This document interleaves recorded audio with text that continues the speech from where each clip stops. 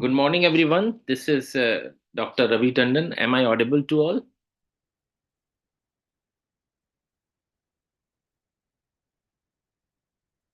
Good morning, sir. Morning, morning. So I am very much here. So whenever you ask me to start, I will do the same. Welcome, sir.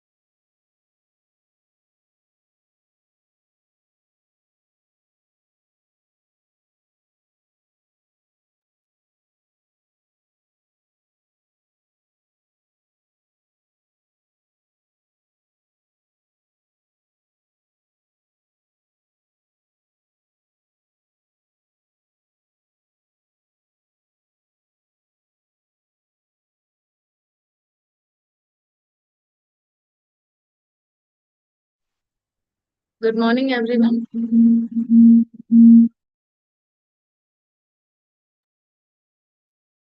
Welcome you all for the fourth day session of Faculty Development Program. Today we delve into today's topic, that is microbiome, a secret to our health by Dr. Ravi Tandon. Now it's time to introduce our today's speaker.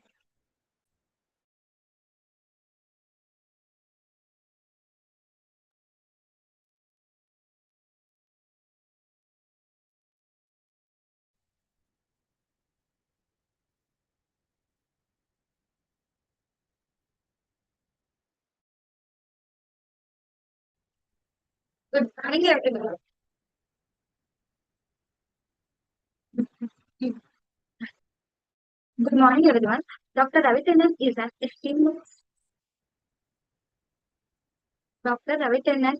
esteemed assistant professor in the School of Biotechnology at Jawaharlal Nehru University, New Delhi, where he brings over 15 years of its experience in both research and teaching. Specializing in HIV immunology, Dr. Tandon has made significant contributions to the field of immunology, microbiology, and infectious disease biology, particularly in teaching these subjects to masters and pre-PhD students. Educated at the Vetsus faculty of University Bern and Zurich, University of Zurich, Switzerland. Dr. Turner ended his PhD before undertaking postdoctoral work at University of California, San Francisco, USA. He later served as a staff scientist at the Hawaii Center for AIDS, University of Hawaii, USA. Dr. Tannen's scholarly endeavors are evidenced by his impressive publication record with over 45 research papers in high impact peer reviewed journals. He is a sought after speaker, having presented at over 50 national and international conferences as a keynote or invited speaker. As a mentor in the NIH sponsored Global Health Fellows Program of Northern Pacific Global Health Research, Dr. Tandon represents JNU as the Indian site in collaboration with the University of Hawaii. He is a life member of numerous scientific societies and serves as an academic editor for esteemed international journals such as PG, Clinical Research in HIV or AIDS, and Journal of HIV or AIDS Research. Dr. Tandon's research endeavors have been supported by various funding agencies, including DBT, ICMR, and UGC, with 4 completed research projects and 2 ongoing projects. He has supervised the research work of over 11 MSc students and 5 PhD students, currently overseeing the progress of 3 PhD and 1 MSc students.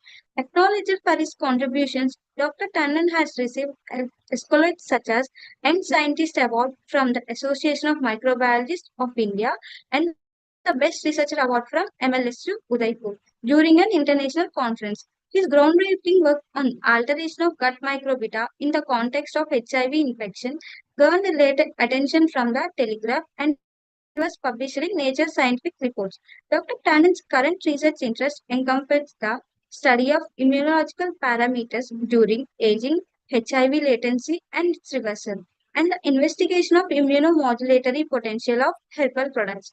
Collaborating with prestigious medicinal institutes in India such as AIMS New Delhi, Safra Hospital, New Delhi, and King's George Medical University, Lucknow, UP, as well as international collaborators from institutes like Will Cornell University, New York, UCSF, San Francisco, USA, University of Washington, Seattle.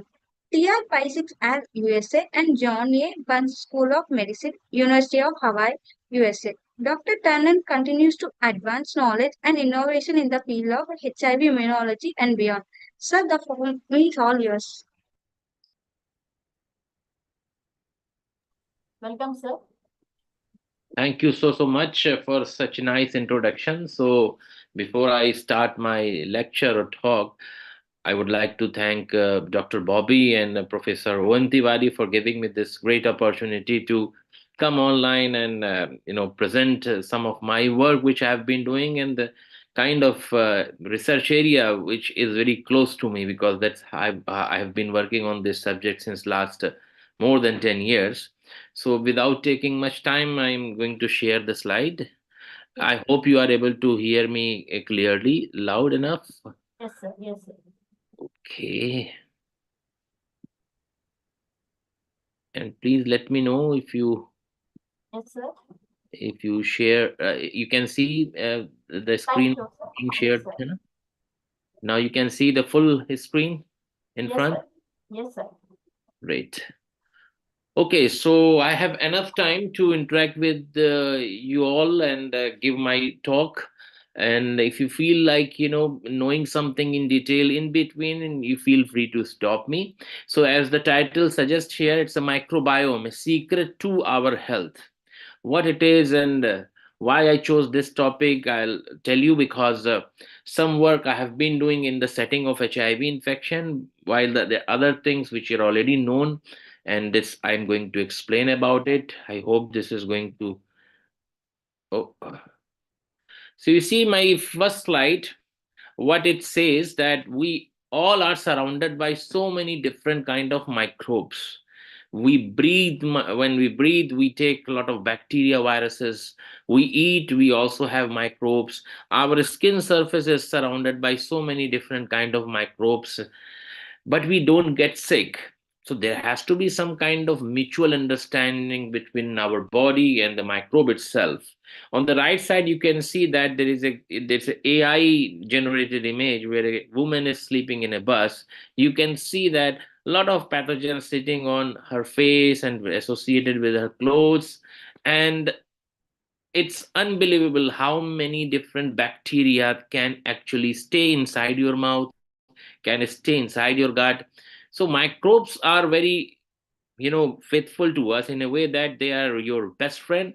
They never leaves you even if you are dead. They try to decompose your body, so they're always with you. Everyone will leave you, but not microbes.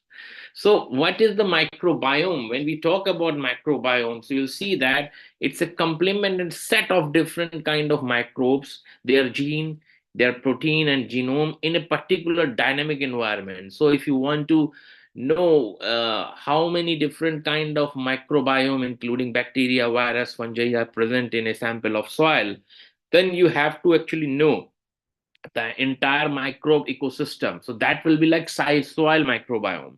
Likewise, in human, if I want to know how many different kind of bacteria I have in my gut, so that will be like gut microbiome. We take a fecal sample and then analyze using 16S ribosomal RNA gene sequencing and GS next generation sequencing. Likewise, around our skin and all that. So that's the full complement of microbe. Their gene and protein falls under the microbiome.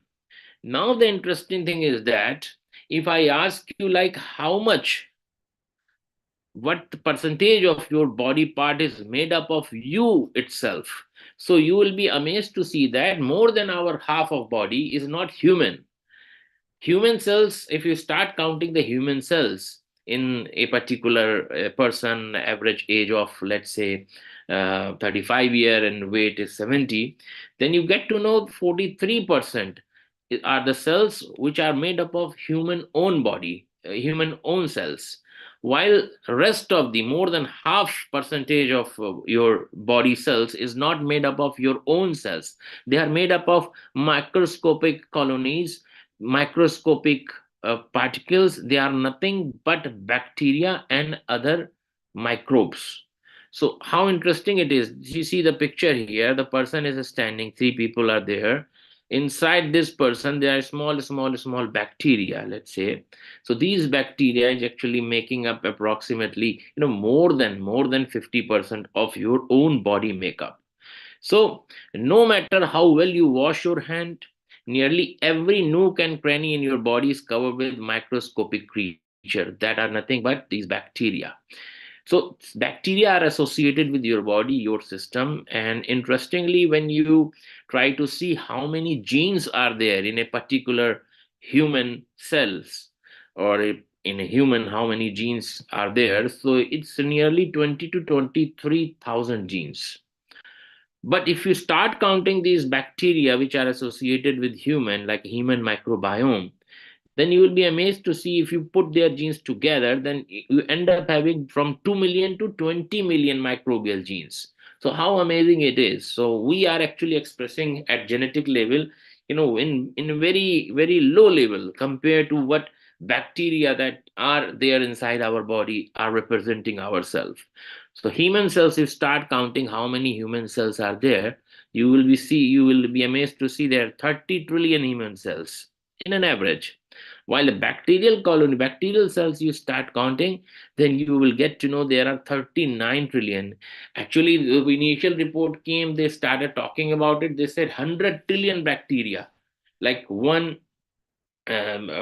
trillion bacteria, while 30 trillion human cells. But later on, new report came in Nature paper.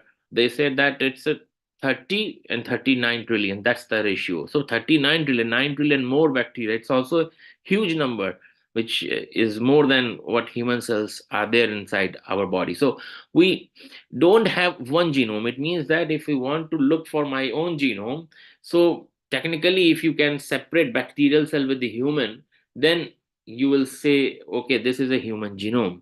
But in general, overall picture, if you see from outside, so we can say that we don't have one genome.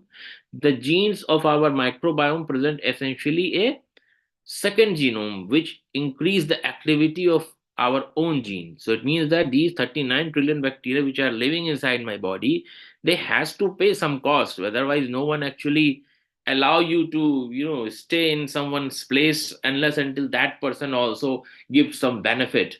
So these 39 trillion bacteria, they have some kind of metabolites using which they support our own cells, human cells. So there is always give and take. That is why existence of bacterial cells and inside a human is is still existing. So when you look at the face, you will see that on the mirror.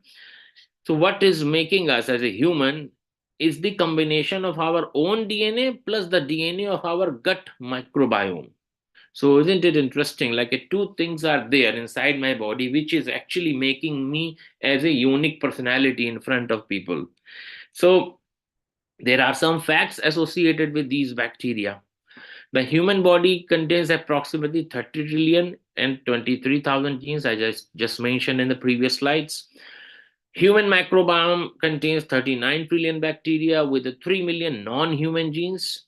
And interestingly, if you collect all the bacteria from our gut or intestine, and you will be amazed to see that or find that it weighs around 2 kilograms. So there will be like 2 kilogram of bacteria, which is actually, we are carrying weight of 2 kilogram of bacteria.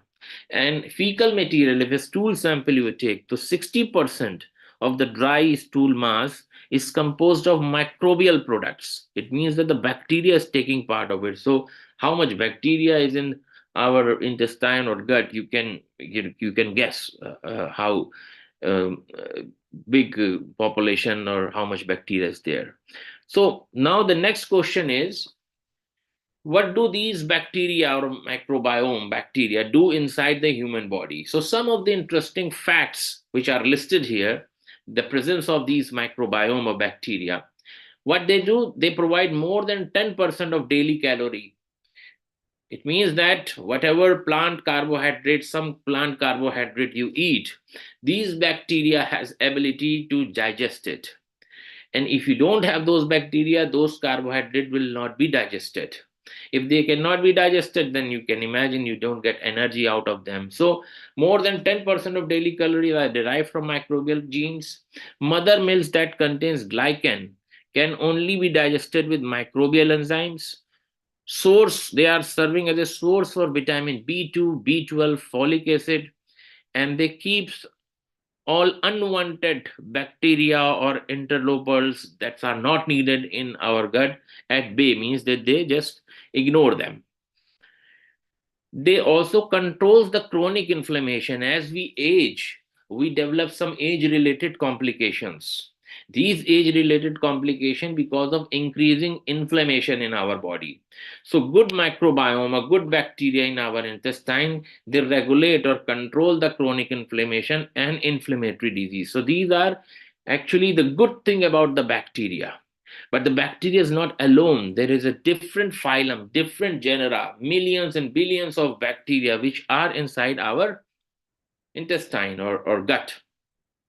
So human being is a consortium of all domain of life. What you see inside the human cells are 30 trillion, bacteria 39 trillions, which I just mentioned, archives, viruses, and fungal fauna, they approximately make 1% of these microbiome. So we talk about bacteria in this presentation, 39 trillion, and what is happening inside our body. There is a microbe interaction. There is a microbe and human cell interaction. There is a microbe and fungal interaction. All these interactions results in the production of some kind of metabolites that eventually give a final phenotype of a human being. So if I have a different composition of bacteria, I may behave differently. I will have a different phenotype. Maybe I will be obese. I will be lean. All different kind of physiological or normal biological feature of a human being. They are actually the result of the interaction between microbiome and the human cells and microbiome interaction itself. So look at this figure. It talks about the gut microbiota. At different part of our intestine, they have reported here. It has been reported number of bacteria colony forming unit per ml. So in a stomach, it's very low, 10 to 1 to 10 to 3 CFU per ml because it's a highly acidic. The moment we start moving from stomach to the colon, we find that the number or colony forming unit of bacteria is increasing slowly. Duodenum 10 to 1 to 10 to 3 CFU per ml. Then you have a jejunum 10 to 4 to 10 to 7 CFU per ml. In the colon, you have 10 to 11 to 10 to 12 CFU per ml. The maximum highest bacterial diversity you get to see in a colon. So now, since there are so many of bacteria, the second question is that what kind of different type of bacteria are there inside our gut.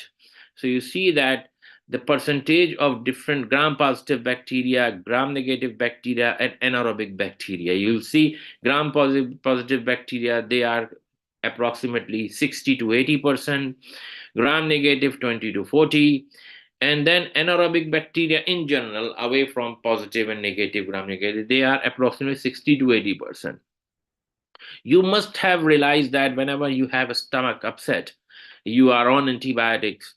The doctor prescribes you some probiotics tablet capsule that you take. Now, this probiotic capsule is essentially made up of different kind of microbial product or some dead bacteria, which are mainly aerobic in nature. So here the problem happens. Sometimes those probiotics cannot resolve everything completely because what you are taking is aerobic. But in general, in your gut ecosystem, the highest number of bacteria that are there, they belong to anaerobic category. So I will see how people are just replacing or fixing this issue as far as novel therapeutic approach is concerned. So when you now look at the different phyla of bacteria which may be present inside your stomach or sorry inside your intestine, then you find important 5 phyla.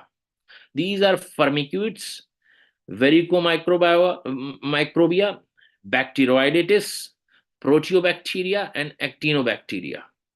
So look at here the percentage. Firmicutes, they make approximately 40 to 65% of the bacterial phyla in our intestine, followed by bacteroidetes. Bacteroidetes approximately 25 to 60%.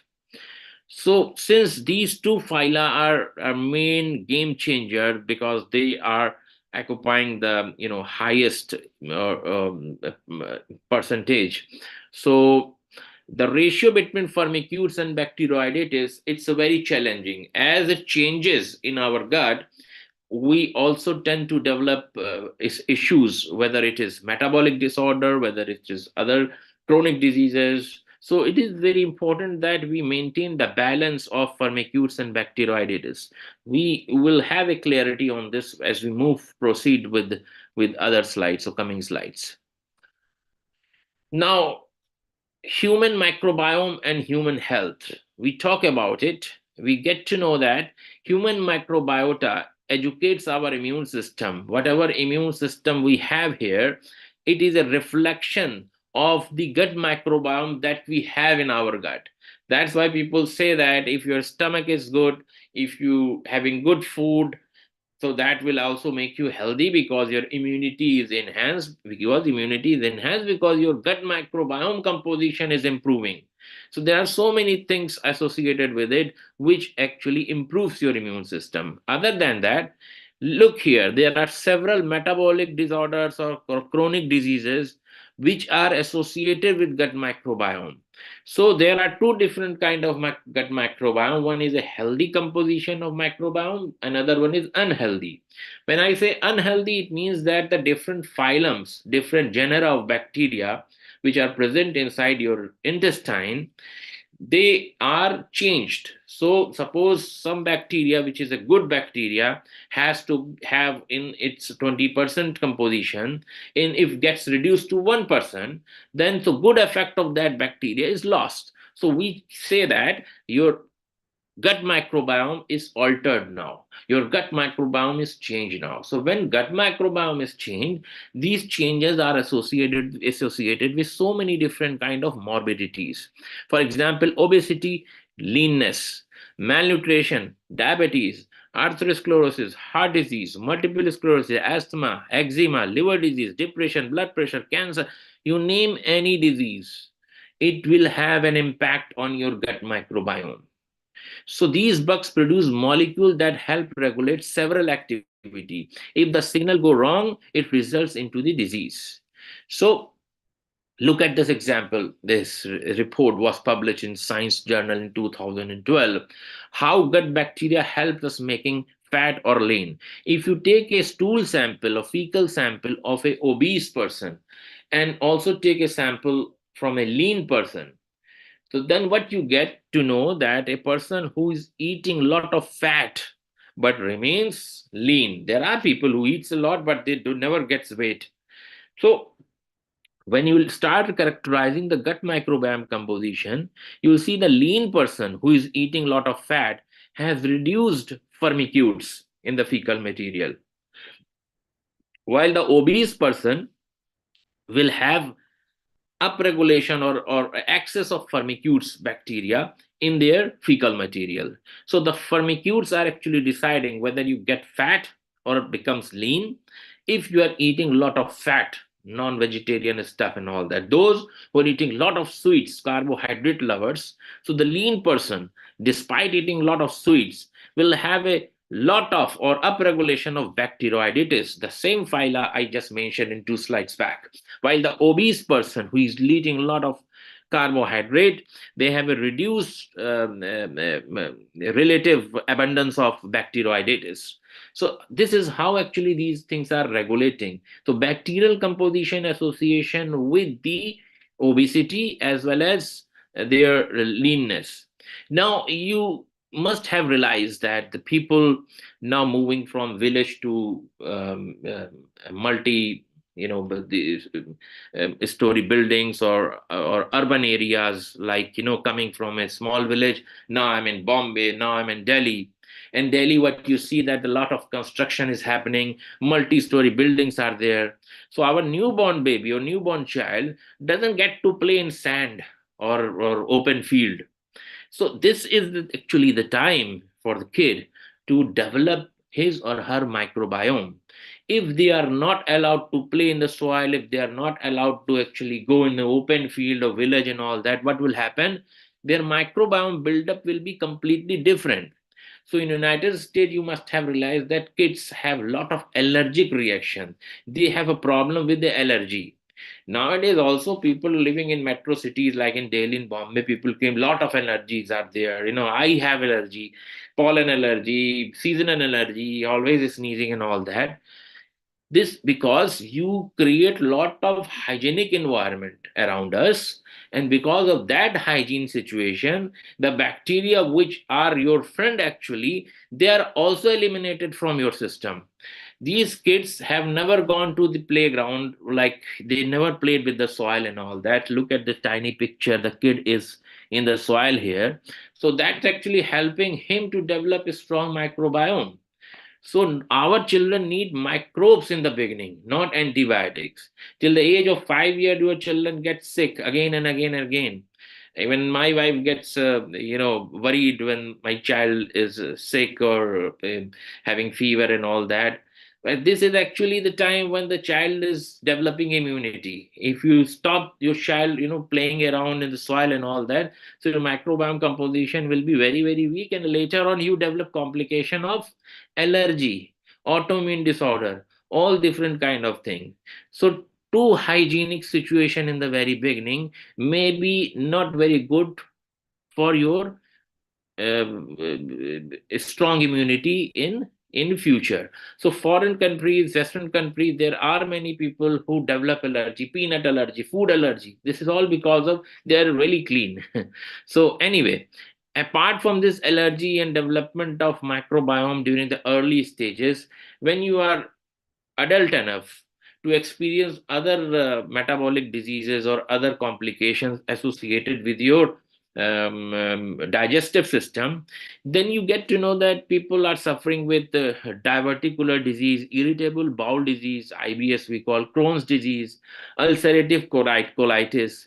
So all these things which are associated with the GI infection or GI complication, gastrointestinal complication, there is a very clear trend of the microbiome composition. For example, as you see in this particular case, diverticular disease, and compare it with ulcerative colitis, the firmicutes, relative abundance of firmicutes, they are massively enlarged or enhanced. Likewise, you see that proteobacteria and irritable bowel syndrome is much higher compared to those who don't develop the disease. So all these parameters we can study in which disease condition, what kind of microbiome composition is person having. So now so far there is only association. This changes and this disease outcome happens. We do not know so far how all these things are executed. So here in this slide, you see that disease associated with unbalanced gut microbiome. This is a control.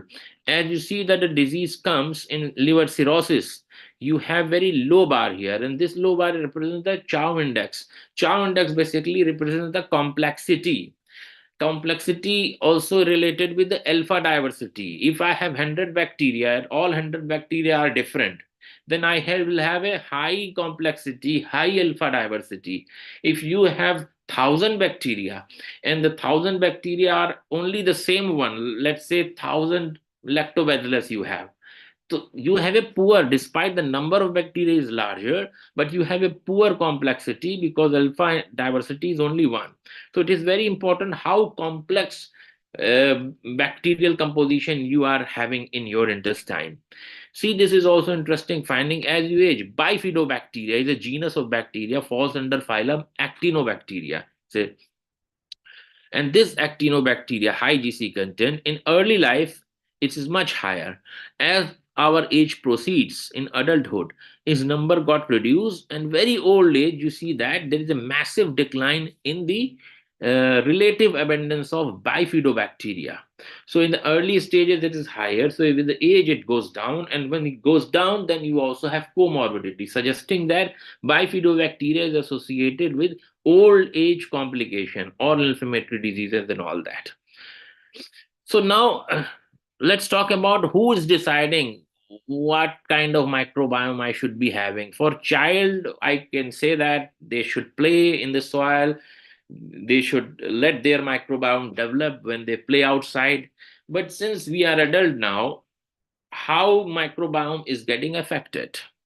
Now, whenever microbiome of a healthy person you look at, we make it as a standard. But whenever this microbiome changes because of some reasons, which we discuss now, we call it dysbiosis. Gut dysbiosis means changes or alteration of gut microbiome. How it is changing? Of course, the food habit is one of the things that changes our gut microbiome. You change the food habit, Western or let's say Mediterranean, Italian, Indian, also South Indian, North Indian, veg, non-veg, that food will decide what kind of microbiome you will end up having. Anyway, depending upon the microbiome composition, your intestinal epithelial cells will behave differently. This is inside your intestine. You see that there are gut epithelial cells. These gut epithelial cells are connected with each other through some proteins we call tight junctions protein. The tight junction protein integrity is facilitated by a composition of gut microbiome that you have. The moment you have change in the gut microbiome, it will fail to integrate these tight junctions between these two epithelial cells, resulting into the disruption of the tight junctions protein. When there is a disruption of tight junctions protein, so microbial products of the gut microbiome, they start translocating from epithelial cells to our blood. They directly go into the bloodstream. There they actually causes enormous inflammation, and this inflammation is not good for us. As we age, inflammation increases because epithelial tight junctions are now becomes weak. So this is called a leaky gut. Leaky gut is injurious to our health. Because of inflammation, we get high cholesterol, diabetes, cancer, heart problem, joint pain, arthritis. These are all, inflammatory conditions which comes with the age. And this is how gut microbiome is actually playing an important role. Am I audible to everyone? If any issue, just tell me. I'm using this cursor to show where I should show. If you are not able to see that, I can. Yes, sir. Cursor, you can see that wherever I'm moving? Yeah, yeah. Yes, sir. Okay. Now you see that that's interesting slide. That's a review which was published a while ago. And here, what you see here, dietary intervention, high fat diet, high fat, high sugar diet, protein rich diet. Whatever diet you take, you end up finding the changes in microbiota. Bacteroidetes goes down, firmicutes goes up if you have high fat diet. Western diet, if you take, bacteroids enterotypes increases. Vegetarian lifestyle, bacteroids goes down, enterobacteriaceae goes down, bifidobacterium goes down. So this review had a very comprehensive explanation about which diet affects your microbiome or what kind of microbiome phenotype you end up getting it, suggesting that diet has a very important role. Now another, uh, because we discuss about the role of diet with our microbiome, then this change in the microbiome with the diet should also affect our health. So you see that this figure, it shows that increased prevalence of inflammatory disease over the past 50 years. The two graphs are there, they're just different. They're just telling about, what has happened over the past 50 years. Little bit old, but it still gives a very important message. You see this United States of America, this red patch has come here. This red patch indicates that the high frequency or higher rates of inflammatory disease in the people living in the United States. And this is suggesting that their food habit may have affected this thing. When you look at the cases of asthma, and asthma you can clearly see because in United States food habits got changed, and all these red color patch indicates that high frequency or high percentage of people living with asthma. Compared to India, you see that it's much lesser compared to what you see in Canada and United States and some part of South America. Now, why there is a high prevalence of asthma you notice in Western countries compared to most of these Asian countries? So then the cause could be genetic.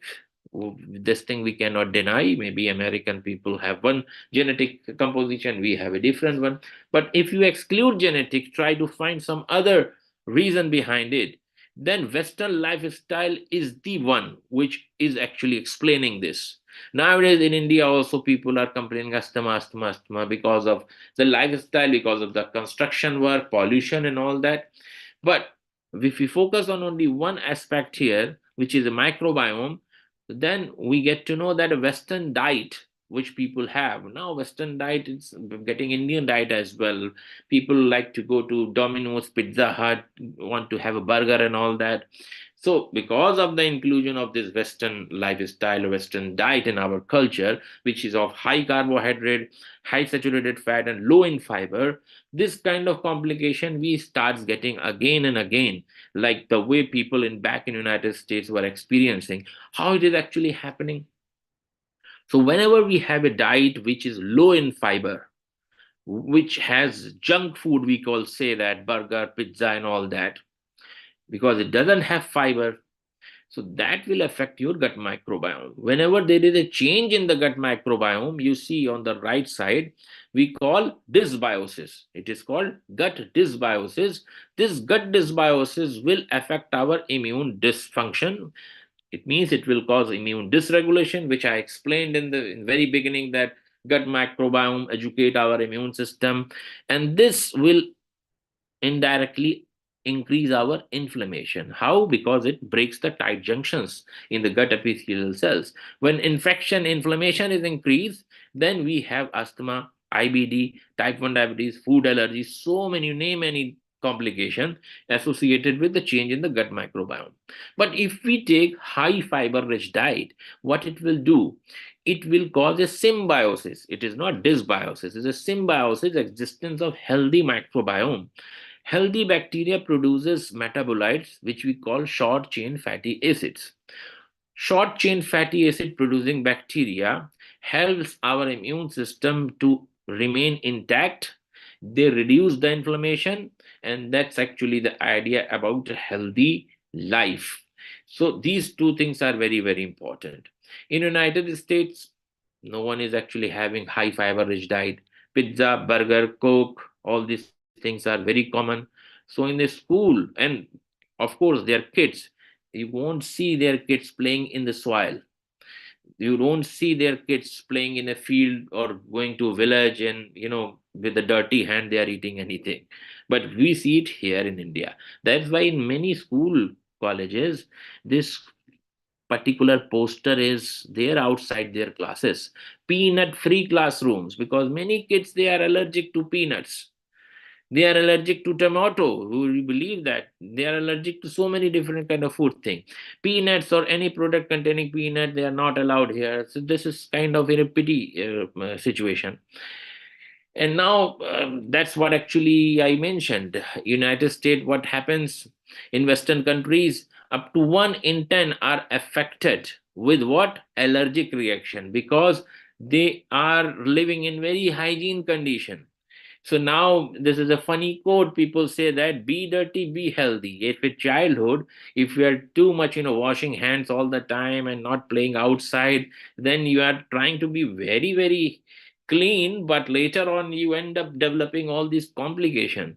This is called hygiene hypothesis. So that's another area of discussion. So what controls the allergy? Basically, allergy is a hyperimmune response against a particular substance. Whenever there is increased immunity, then it is reflected inside your body as a allergic response. So to stop this high allergy or immunological response, we need to stop it, we need to regulate it. So this immune response is regulated by a important subset of cells we call T regulatory cells, we call Treg cells. Now these Treg cells, if you take a mice and you feed that mice with high fiber rich diet, which I have denoted here with HF. HF stands for high fiber. And another group of mice without any fiber, which is a zero fiber. And then after some time, if you look at the percentage of T regulatory cells, this is the marker on the y-axis of T regulatory cells, then you get to know that people who are fed with high fiber rich diet, they have a very high percentage of T regulatory cells compared to those with a zero fiber rich diet. This is very interesting because higher number of T regulatory cells associated with the lower allergic responses. So that explains how high fiber has affected the percentage of T regulatory cells, and this is very good. And this is one example how these T regulatory cells are actually induced when we take high fiber rich diet. When you take a high fiber rich diet, it is a source of vitamin A. They go to your intestine, where you have a special kind of dendritic cells. These dendritic cells are CD103 positive dendritic cells. They have retinaldehyde dehydrogenase. Retinaldehyde dehydrogenase acts on vitamin A and changes it into retinoic acid. Retinoic acid helps in the differentiation of T regulatory cells, as a result of which you have increased percentage of T regulatory cells, which controls your inflammation. And now, where the microbiome is coming in the picture, this is an interesting question. Dietary fiber, they do not actually help directly. What happens? Dietary fiber, they come in contact with commensal bacteria, and these bacteria are short chain fatty acid producing bacteria. You end up having so many different kind of short chain fatty acid: acetate, propionate, butyrate. They bind to G protein coupled receptor, and they promote T regulatory cells. So with this through this process, a high fiber rich diet, it helps in the upregulation of T regulatory cells, which stops your allergic responses. That's how you get free with all these things or complication. So far, what I have discussed is a general aspect of gut microbiome in the setting of various inflammatory diseases and metabolic disorder and all that. My work has been associated with HIV infection since last more than 15 years or so, before I moved back to India and started working here in JNU as assistant professor. So this is about gut microbiome or gut microbiota in HIV infection. We all know HIV is not, curable, and but there are many what you say therapeutic drugs or therapies are available which control the HIV disease progression. But what are the challenges? Why HIV is very difficult to cure, and what is the role of gut microbiome in getting some sort of effective therapy against HIV infection? This I will explain a little bit and also show you my own work. So you see that HIV infection at present, there are 37 million individuals around the world infected or living with HIV. There is no cure so far. It has been more than 4 decades. Now, this is the life cycle HIV. HIV enters in the CD4 cells, releases its RNA with the help of reverse transcriptase, gets converted into double-stranded DNA. DNA goes inside the nucleus and makes a provirus. And for provirus, you get RNA transcript of this provirus, and from RNA transcript you have viral protein, which ultimately get assembled inside the cells and now expressed on the surface of CD4 cells, and then they are released. That's how the life cycle continues. Current treatment, there is no cure for HIV, but there are antiretroviral therapy. People take antiretroviral drugs, and these retroviral drugs, they are effective, and but their effectivity varies person to person because it depends on person genetic background, viral strain that infected them, also the drug mechanism, how it is working in one individual, maybe not working in another. There's so many different factors which I won't discuss in this talk, but we'll talk about what is antiretroviral therapy. We also called highly active antiretroviral therapy HART, as you can see that. There are three different categories of antiretroviral drugs. One we call nucleoside reverse transcriptase inhibitor. Another one is called non-nucleoside reverse transcriptase inhibitor, and third one is protease inhibitor. See, the nucleoside reverse transcriptase inhibitor, it works on the nucleoside. What it does, from this viral RNA, there is a DNA which is being produced through the process of reverse transcription, because RNA is the genetic material of HIV, and with the help of reverse transcription or reverse transcriptase, then the DNA copy is formed. But when you have nucleoside reverse transcriptase inhibitor, what it does, it stops this particular reverse transcriptase to initiate the reverse transcription process because it blocks it here.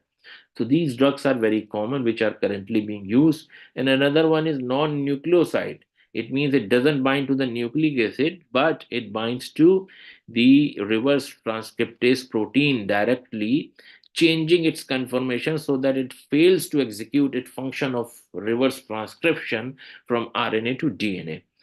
So these are just basic things are there. The people are taking it antiretroviral therapy. So what is the problem?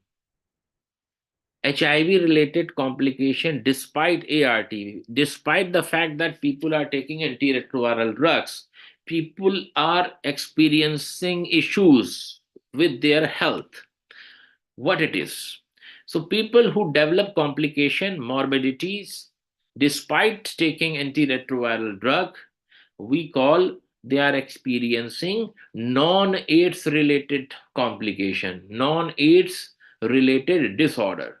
Because we cannot say that they have developed AIDS because their virus load or viral load in the plasma is not detectable because they are taking antiretroviral drug. They are not having problem with their CD4 count because of antiretroviral drug. Virus is gone, CD4 count comes up, but despite this, they are facing problem. Let's say kidney issue with their kidney, issue with their heart, bone issue, neurocognitive impairment. So these problems they club together under the umbrella of non-AIDS disorder. And this non-AIDS disorder also leads to premature aging. The person infected with HIV at the age of 35 may look like a 70 or 65-year-old person.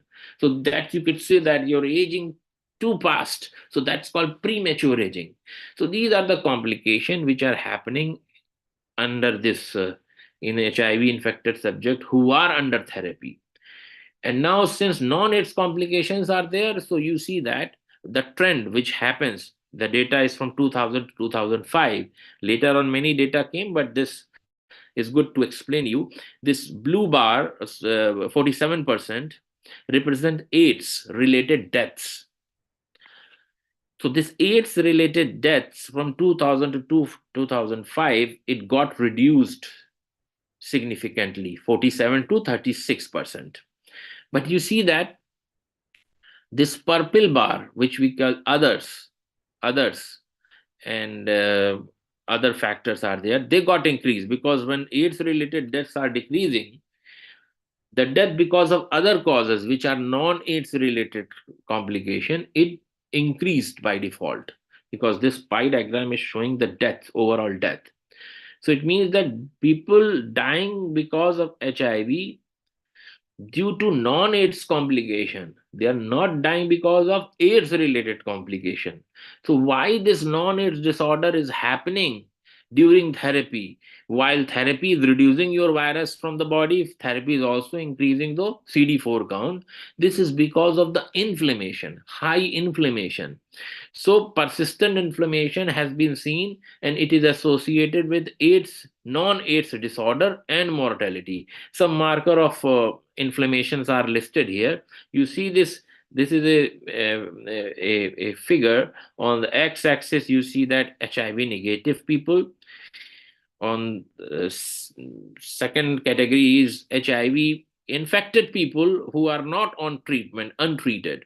Third category is HIV infected people who are on therapy, which is hard, highly active antiretroviral therapy. On the Y bar is inflammation. And inflammation, you see that untreated people have highest inflammation. When the people are on treatment, the inflammation reduces. But this doesn't normalize to that of HIV negative people. It means that despite therapy, inflammation remains higher. So, what is the cause of inflammation now? Why inflammation has been increased? The cause of inflammation is microbial translocation. What is microbial translocation? Exactly the same thing. When the tight junction protein between two gut epithelial cells was getting disrupted, and then the microbial product from intestine was moving into the blood circulation and causing your inflammation. This translocation of microbial product is called microbial translocation. Why it is happening? Because majority of CD4 cells where virus goes are associated with your gut. You see that my cursor, these cursors are at intestine, and intestine there are blue color dots which we call lymphoid follicles or lymphoid cells, and these are called mesenteric lymph node. Lymph node is a home for all different kind of T cells. CD4 cells stays there. Majority of CD4 cells are there, and this particular lymphoid region is called gut associated lymphoid tissue. In short, we call it as a gut associated lymphoid tissue, right? So whenever HIV infection takes place, ultimately virus goes to a place where it finds the food, and food is where food is there in the mesenteric lymph node, because there are a lot of CD4 cell, and they go to gut. And when they go to gut, what happens? Very interesting thing. Approximately 20% of CD4 cells in gut are infected in human with acute HIV infection, and 60% of uninfected cells they die, because when 20% are infected, in sympathy 60 additional will die because of the inflammation. So there is a loss of 80% of CD4 cells in gut, and can be depleted in 3 weeks of HIV. So the massive depletion of lymphoid tissue in gut is happening. So what do you think what will happen? It release lot of cytokine inflammatory molecule. Eventually it will affect our gut composition. When the gut composition is changed, so the gut microbes or microbiota's ability to retain the tight junctions protein between two epithelial cells is lost. Then gut becomes leaky. When gut becomes leaky, and then inflammation happens. This is how I explained here. Upper panel is a healthy individual, lower panel is HIV infected. You see that gut epithelium is intact. In the lower panel, you see that gaps between two epithelial cells mean microbial translocation is increased, and that is causing the inflammation. This figure is showing on the x-axis control group and HIV subjects, and on the y-axis there are ZO1, occludin, claudin 2, claudin 4. These are nothing but tight junctions protein. In HIV panel, you see that these tight junction proteins are decreasing, significant decrease in the relative expression of tight junctions protein, suggesting that there are chances that HIV infected individual on antiretroviral therapy will have increased microbial translocation. So bacteria, gram negative bacteria has lipopolysaccharide, and this lipopolysaccharide is something that you can detect from the plasma. If microbial translocation is happening, what will happen? These bacterial products will slowly move into the plasma. And when you take a person's blood sample and do the LAL assay is done for detecting the picogram per ml LPS from the plasma. See what you find. HIV infected people, untreated people, they have very high, significantly high level of LPS, suggesting that higher microbial product. And when you compare it with the people with the who are on antiretroviral therapy, H heart, then you have reduced LPS level compared to the untreated, and the HIV negative subjects have the lowest level of LPS. But you can see the trend. Heart or treatment reduces the LPS level, but it doesn't normalize to the level of HIV negative control. It means that microbial translocation is getting reduced in people who are under treatment, but it is not normalized to a healthy individual. So that is why people who are taking antiretroviral therapy, who are suppressing the virus, who are having elevated CD4 count, they continue to have increased microbial translocation. And this increased microbial translocation making this gut as a leaky gut. So what are the changes in the gut of HIV infected patient that leads to microbial translocation or leaky gut? So this leaky gut is happening, is there must be some reason. The reason is that the inflammation has had a bad impact on the composition of your gut microbiome, and when this gut microbiome is changed, then they fail to protect your gut to become leaky, and then this condition has come. You see that again, the similar kind of thing I am showing here. This figure on the left side is HIV negative subject. They are having gut bacteria which are producing short chain fatty acid, SCFA. Short chain fatty acids, they are getting inside epithelial cells. You see that tiny T regulatory cells. Inducing T regulatory cells, they are controlling the homeostasis, they are controlling the inflammation. Everything is under control. When a person is becoming HIV positive, what will happen? There will be altered gut microbiota or gut dysbiosis. Gut dysbiosis will result into the impairment of tight junctions protein which is existing between two gut epithelial cells.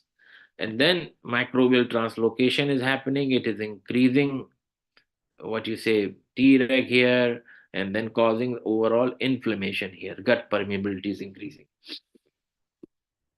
So we perform some work in our lab because this is well known as far as adult HIV infection is concerned. We wanted to know what is actually happening in perinatally HIV infected children. So we took a two group of HIV infected children.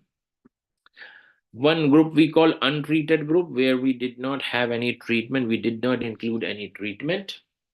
Other group had, treated. We had a treated group, and this treated group was basically those children who were being treated and had undetectable viral load here, you see.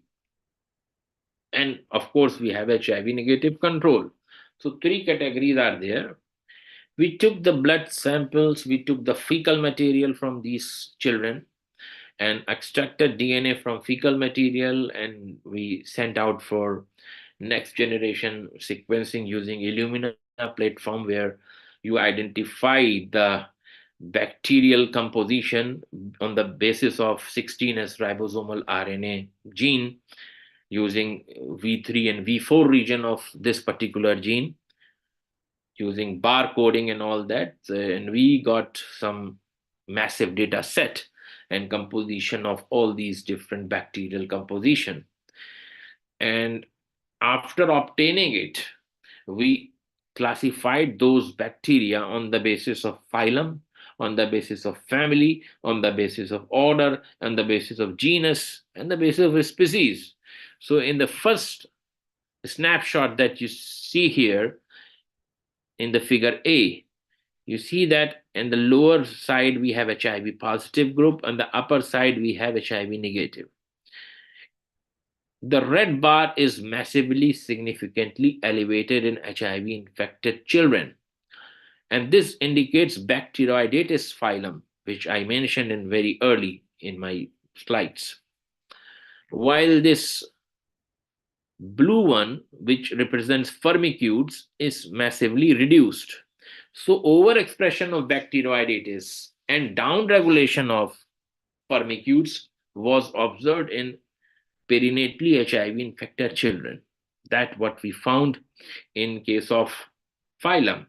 When we moved ahead and started looking at the differences on the basis of family, then you see that Privetolaceae family with the red bar is massively elevated in HIV positive children compared to HIV negative, and Bacteroidetes family is massively reduced in HIV positive children compared to HIV negative subjects.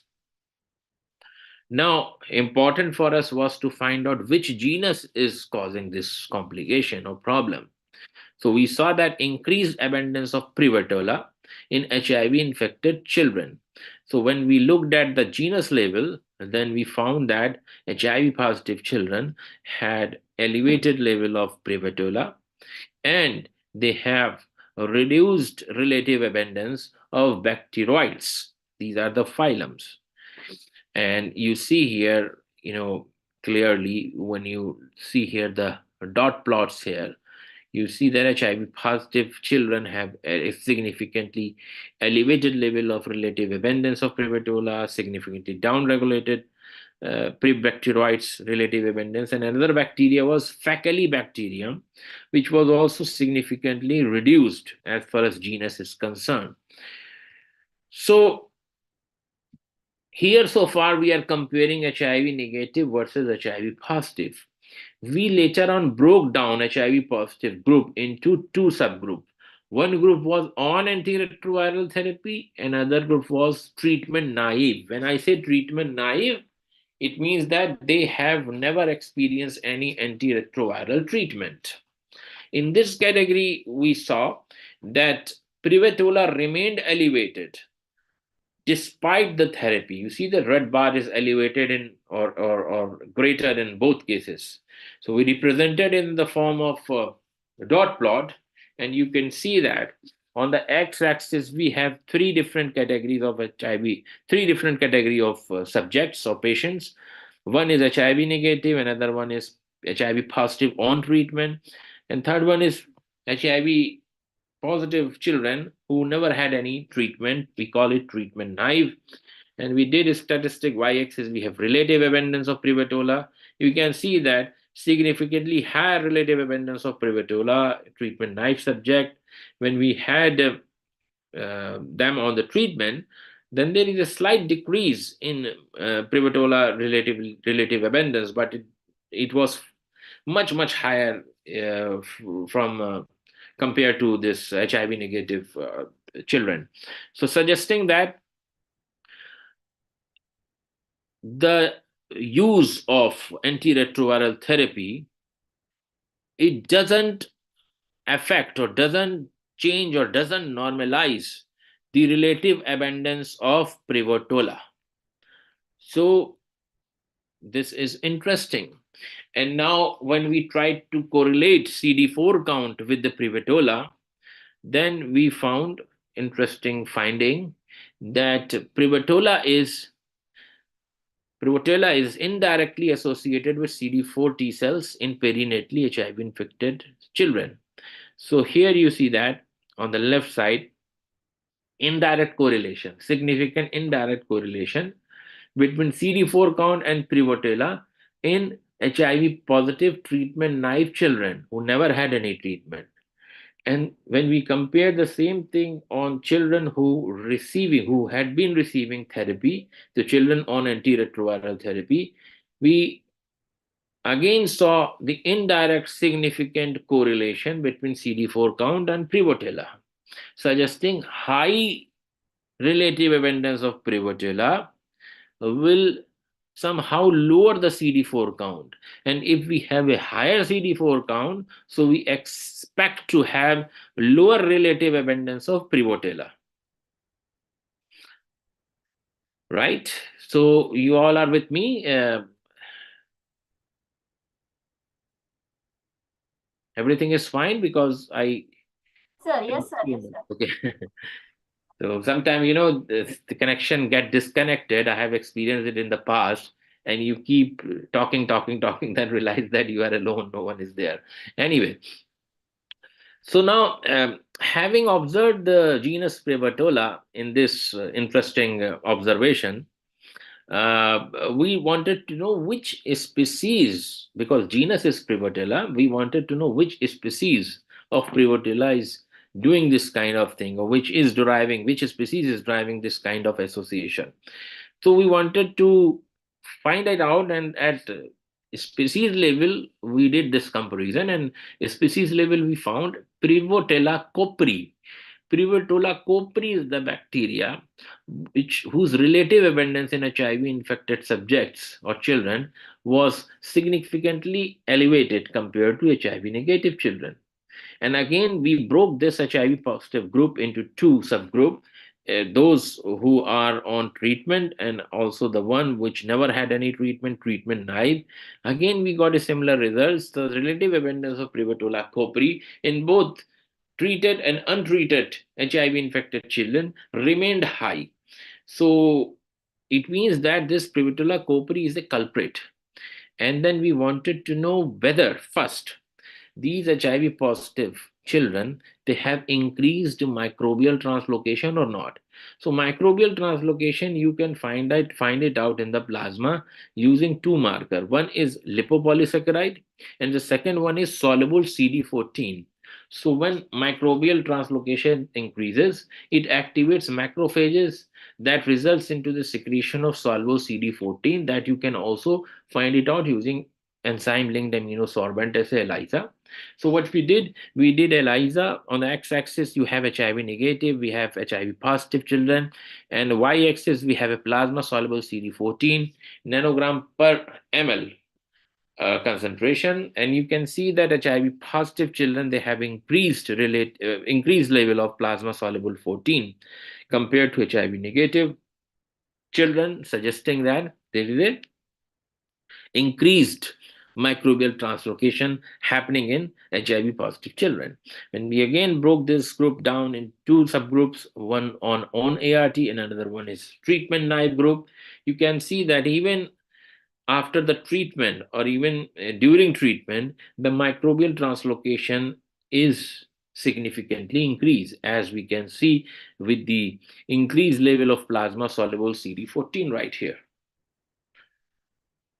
So, when you have increased microbial translocation, so whether this increased microbial translocation is associated with your bacteria Prevotella or not. So when we did a correlation study between plasma soluble 14 and Prevotella, we observed direct correlation existing between these two. And when we took Prevotella copri here at a species level, we again saw a direct correlation between soluble CD14 and Prevotella copri, suggesting that high relative abundance of Prevotella copri is associated with increased microbial translocation, which is determined on the basis of higher level of plasma soluble 14 right here in this figure. Right, so far. Now we need to know other inflammatory markers. CXCL10 or IP10 is an inflammatory marker. So plasma IP10 is a marker for inflammation in the plasma or in the body in general. There are several, but IP10 is one of them, and it is very, very important, significant as far as HIV infection is concerned. We wanted to know whether this correlates with our bacteria which we are talking about, Prevotella or not. We compared absolute abundance of Prevotella and absolute abundance of Prevotella with IP10. And what we observed here in HIV positive untreated, there was a significant correlation, direct correlation between IP10 and absolute abundance of Prevotella. And the same trend we observed in patients who are on treatment, IP10 versus absolute abundance of Prevotella, direct correlation.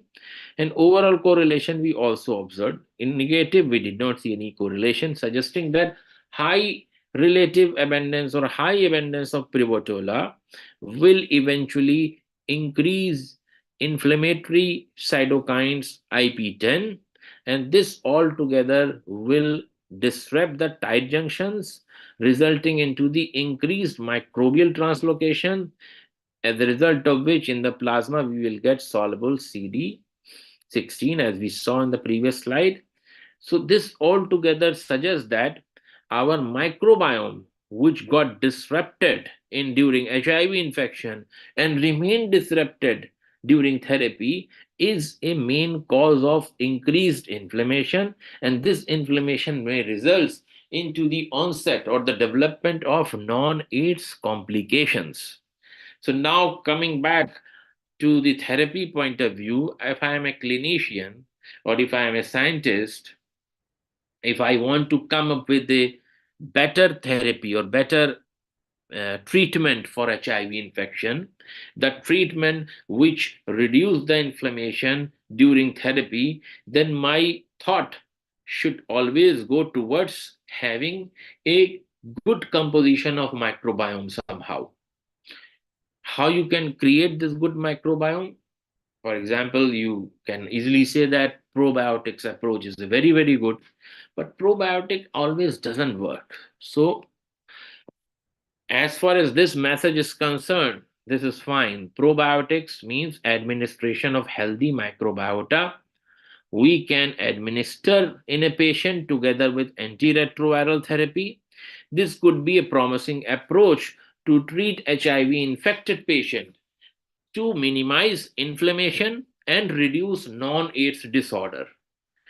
So this approach is very, very good, but it doesn't work all the time. Why it doesn't work? I tell you. First, we should know that what we can do oh, to remain healthy. So three things you can do to remain healthy. You take a balanced diet. You can also have a microbes, which is probiotics. But again, as I said, that sometimes having probiotic doesn't work. Why it doesn't work? Because it mainly contains a lot of aerobic bacteria. But majority of our gut microbiome composition is from anaerobic bacteria.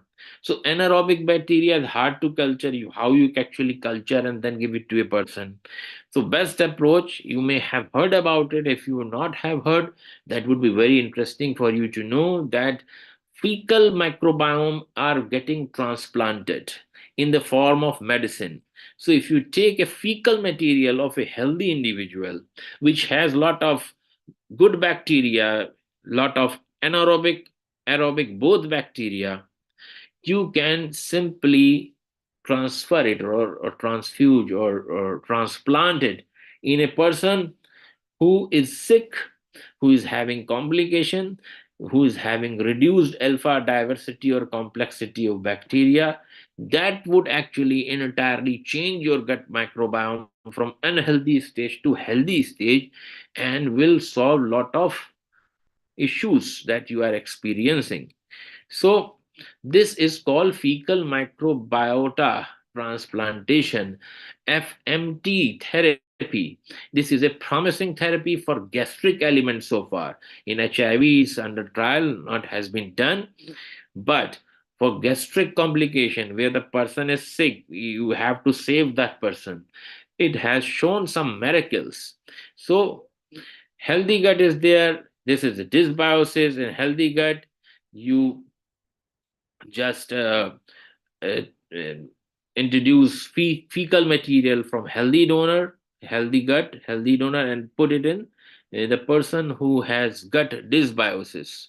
When you have gut dysbiosis, introducing this poop or fecal material from healthy person will change this, and then person suffering from suffering from IBS or Crohn's disease, you will see the miracle how quickly patient recovers. This you transfer through intestinal tube, through colonoscopy or gastroscopy. So many ways are there. So FMT therapy in India, it has not been approved by Medical Council of India. In United States, it's common practice. People are receiving fecal microbiome transplantation and they are getting good results. One trial was happening in Fortis, Gurgaon. Many people were introduced. Actually, 6 out of 10 people responded very well to FMT and they didn't have any adverse effect. So this is something which is coming up, and very soon in India, like in United States, people will rush to the people or relatives and asking for their poop samples because this is not a joke. In United States, there is actually a bank. You go to the blood bank. Now people going to this fertility center. People have bank for ova, bank for sperm. Now open biome, you can just Google it and you find it out. It's a kind of bank in United States. It's a non-profit stool bank. A person, healthy person, can actually deposit his or her stool sample and earn $50 per fecal samples. So this is what is actually happening. So they have a huge repository, lot of stools. Suppose a person is suffering with some element which requires, rejuvenation of his or her gut microbiome. You can just go and buy healthy fecal material, and this can you do you can do this fecal microbiome transplantation. So these are all the important things which I wanted to mention about bacteria and gut microbiome in general. And I have been working on all these things, and I have published couple of papers in this particular line. Recently, I had a paper talking about squamous cell carcinoma and how it is affected by the salivary microbiome. And not only that, short chain fatty acid producing bacteria, Prevotella, and all that. And interestingly, I have moved one step further. The next time when I get to talk about this kind of thing, I would introduce another terminology here. Instead of looking of bacteria, now I'm looking virome. We as an individual have our own virome set. There are so many viruses associated with our oral cavity, associated with our gut and all that, but they don't harm you. So they stay in commensal manner. So they are commensal bacteria like a commensal virus. And these virus helps you in several things. So we recently identified set of virome in human individual, how they interact with our immune system, and after interacting with our immune system, what positive benefit they can provide to an individual. So all these kind of studies I have been doing, and with these things, I just ran pretty fast. I was not so sure whether I will complete it on time, but I'm just seeing my watch. I'm 10-15 minutes bit earlier. But anyway, so in conclusion, I'm just mentioning here the gut microbiota describes the overall health of an individual. Alteration of gut microbiota in HIV is linked to increased inflammation during therapy. Probiotic approach during together with antiretroviral therapy, it seems promising for future HIV therapy.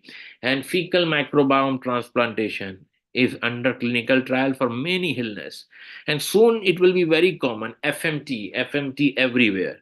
So look for fecal microbiome transplantation in coming years.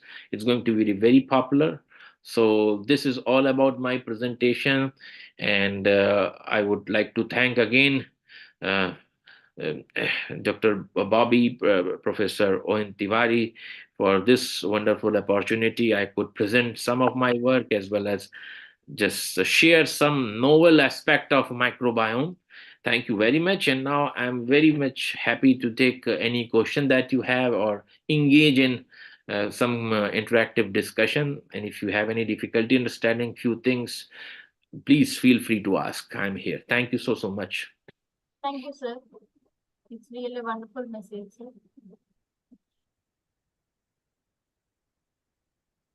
Someone is asking whether he can get a PPT for this. Yeah, I can share you, not a problem. Participants, whoever need a PPT, then after receiving from sir, I will post to you. I can share you because most of the work which I presented is from my paper. I can also send the PDF of that paper as well, so you can read about it. Sure, sir. Any more questions from the participants?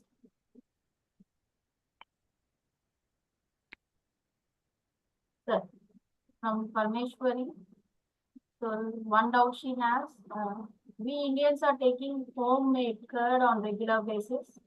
Is this the reason that we are not prone to gut diseases or allergies? Uh, well, taking curd is a very good thing for sure, but only taking curd is not the only reason why we are not so prone to allergic diseases or allergic reactions. Thing is that the kind of environment we have in India, a dusty environment, the cleanness is the issue. We should accept it. If you compare, let's say, a city, average city in Delhi or average city in India with any city in European country, you will have a lot of things that you will be amazed to see how different it is. So here in generally we are exposed to so many different kind of pathogen or bacteria day to day life. You are in a bus, you are in a taxi, train, you see that half of our population is just standing in the bus, just whatever people are coughing, you are just accepting it as if there is a healthy thing. So that actually is somehow creating a complexity in your own microbiome, in addition to taking curd in your gut. And that is why, if you look past, hardly you will see that you have allergy.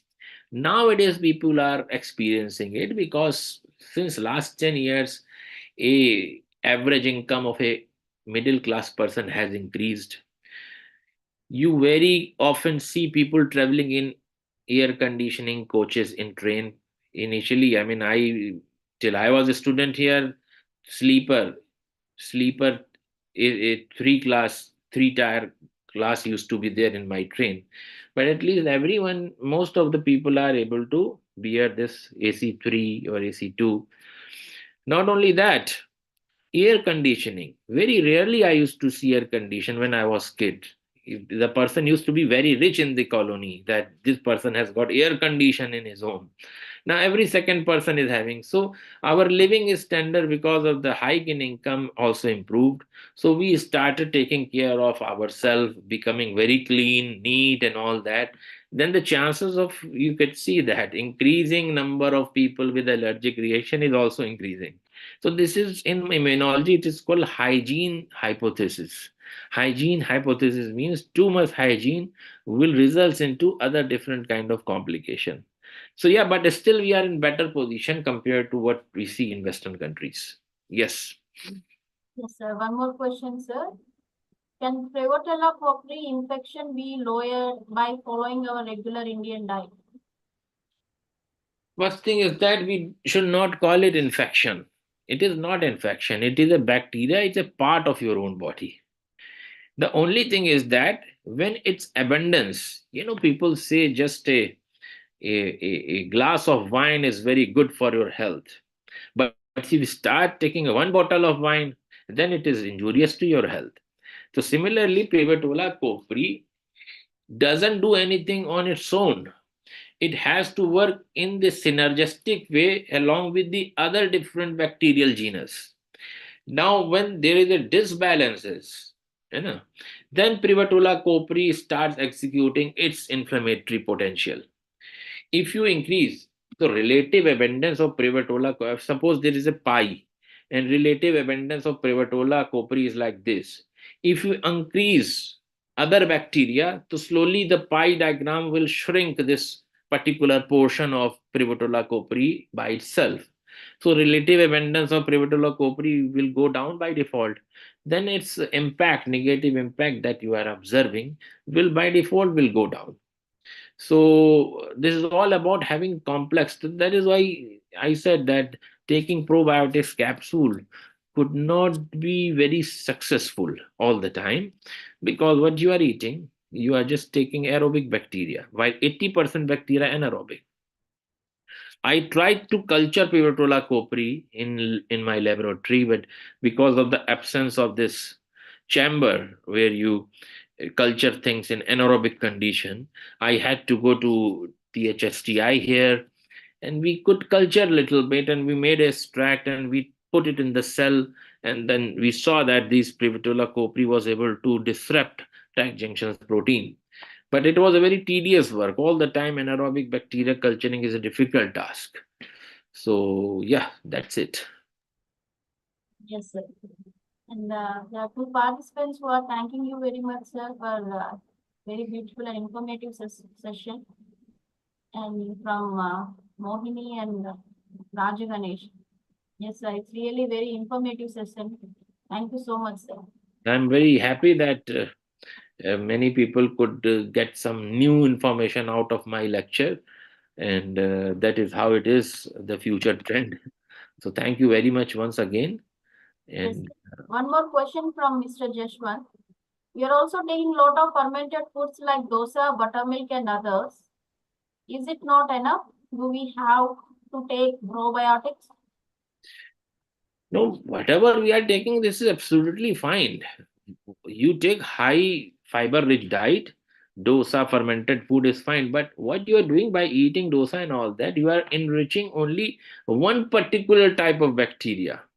I'm talking about a millions of different kind of bacteria which are inside your stomach.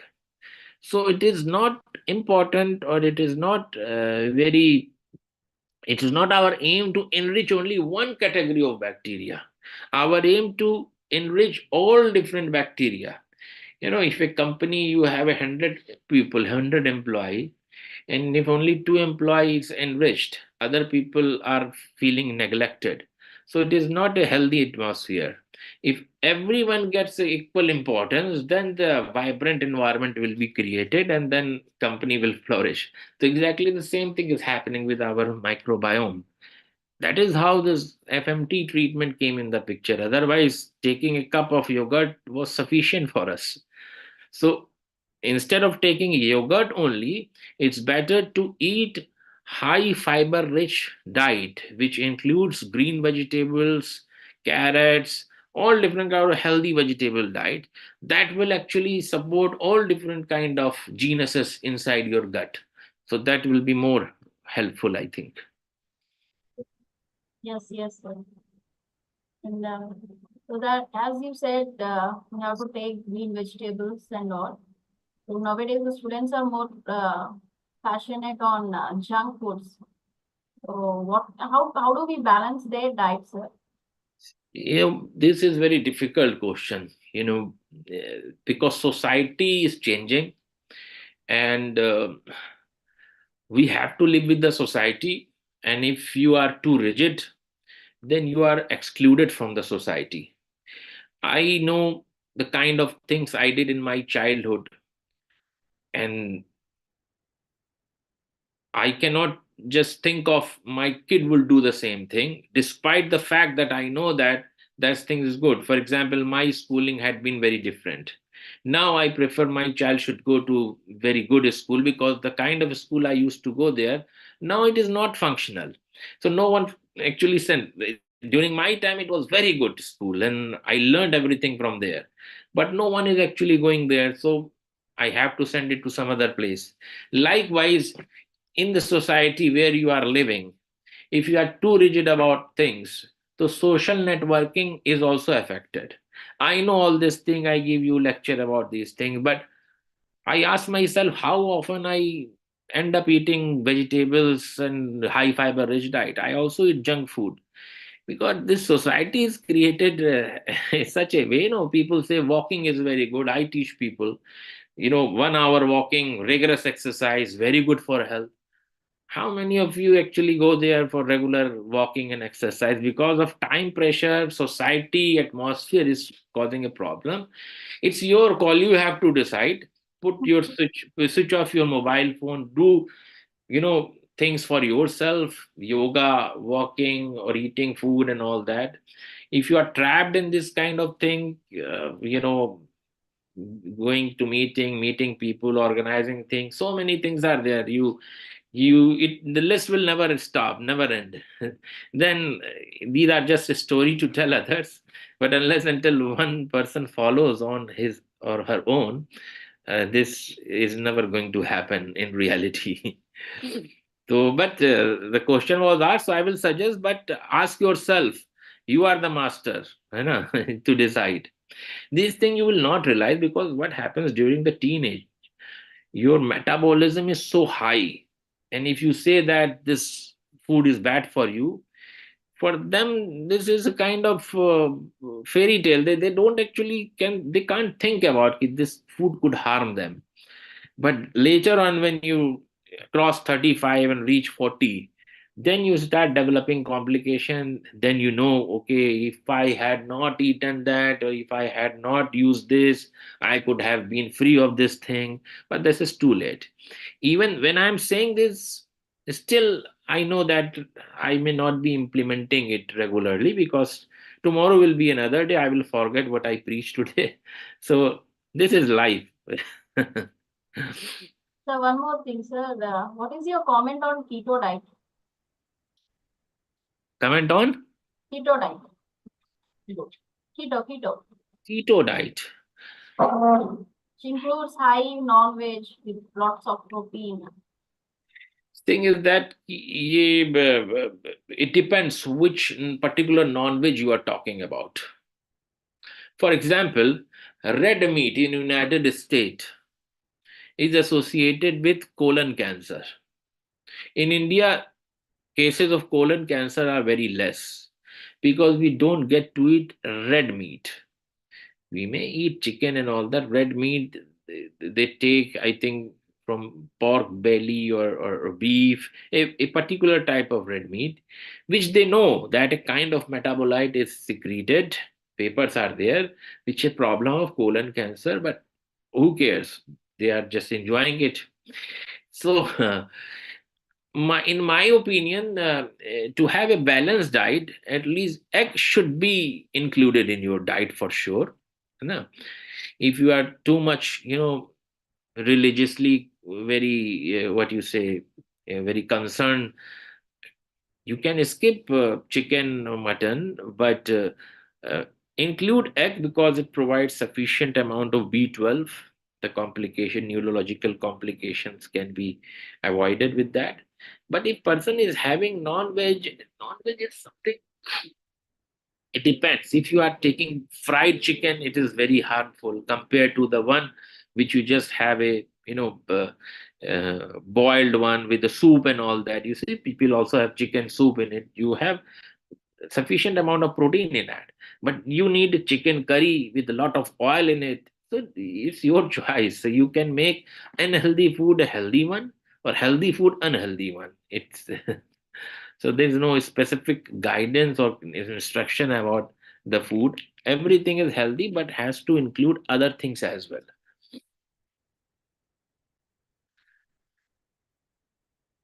Any more doubts? Sir, good afternoon. Yes. Sir, actually, my doubt is regarding, sir. So we are taking due to fast food and all and more carbohydrates. Sometimes we get, even basically in YouTube and all, some doctors or some nutritionists suggest us to take some Ayurvedic supplements like Triphala, Amla powder, like Haritaki, Bibitaki, all those things.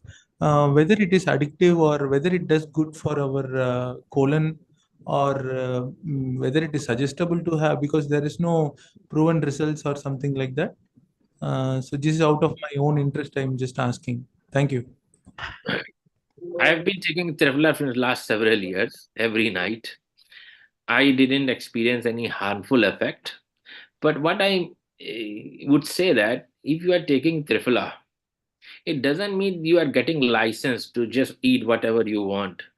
You first thing forget about Triphala and all that. Why you need Triphala and all that? Because you have eaten junk stuff and you cannot leave this, and you want that the adverse effect of the food which I am consuming should not really affect my health. That's why you start taking all these supplement. Why a person would need supplement is the thing which you require to adjust the deficiency of certain important element in your body. If you are having healthy diet, green vegetables, some proteins regularly, follow all the meals time schedule, breakfast, lunch and dinner, then you don't need anything. So I think before you start taking Triphala, you should start consuming good food, a good meal with high fiber rich diet. It will itself work like a Triphala. Thank you, sir. Your talk was very excellent. We all enjoyed. Thank you so And much. it was more like my the question session was like more of a like a one-to-one discussion or a podcast. It was very nice talking to you. Thank you Thank so you. Thank you. Any more queries from the participants? Ma'am, this is Raja Ganeshan from SRM institution. Yes, sir. Is it voice is audible? Yes, sir. Yes. Ma'am, yeah, finally, I would like to ask only one question. So, to the professor, sir, your topic is very much interesting. Recently, I'm working, past 3 years, I'm working in the microbiomes based several Ganeshan, sir. metabolomics research. Yes, sir. Yes, yes, ma'am. Hello. Sir, is my voice is audible? Yes, Yeah. I can hear you. I can hear you. Can I raise the question? Yes, yes. Yeah. So recently, I'm working in the liver disease in the various areas, in specifically in the liver cirrhosis and particularly. So you are talking about the short chain fatty acids, particularly. What is my question is, obviously you are working in the HIVs. So what is the role of a significant role in the short chain fatty acid in the various disease, in particularly in other domains? So I'm working in the short chain fatty acid, particularly in the various GCMS, LCMS based. Just I'm screening the metabolites, and I'm looking into continuously. I'm looking into the fatty acids and other disease. So my question is, what the short chain fatty acids role in how it could be the in future disease? You are worked in the HIVs. I'm working in the liver disease. So I'm particularly the targeting is short chain fatty acid. How it could be in future significant? Can I work more in the short chain fatty acid? Yeah, I just explain you a little bit. Yeah, yes. Whenever we age, during aging, every Yeah, yeah, year, every year, yeah, our yeah, base, our basal inflammation is increasing. It means yeah, that yeah, after certain age, you experience complications. It may yeah, be liver disease, it may be kidney disease, it may be neurocognitive impairment, it could be bone disease. It is just yeah, happening because of the inflammation. And liver cirrhosis is also part of it. When there is a high inflammation, you develop yeah, metabolic disorder. And this yeah, yeah. metabolic disorder will result into the repeated inflammation of liver, resulting into the liver cirrhosis. Before that, Okay. you have fatty liver also. Fatty liver, you see, every third person sitting here may end up Yeah, having fatty liver. Now, why it is happening again? It is happening because there is a some elevated inflammation which is not under the control. Inflammation which is not under the control. So immunologically, there are specific cells in our body which controls the inflammation. I gave you an example of T regulatory cells. T regulatory cells, irregularity. Yeah, T cells. uh, when they are in excess, what they do, they control the inflammation. Now, suppose gut microbiome in the setting of some inflammatory disease changes itself in such a way so that short chain fatty acid producing bacteria are reduced. Now, if you Okay. change your diet, if you take high fiber rich diet, they also are important source of vitamin A. Vitamin A. Vitamin Vitamin, A. vitamin A. Huh? What does vitamin A do?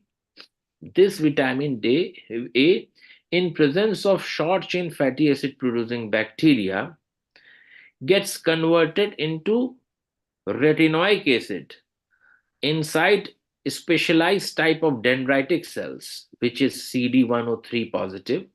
On their dendritic cell, there is a retinaldehyde dehydrogenase enzyme.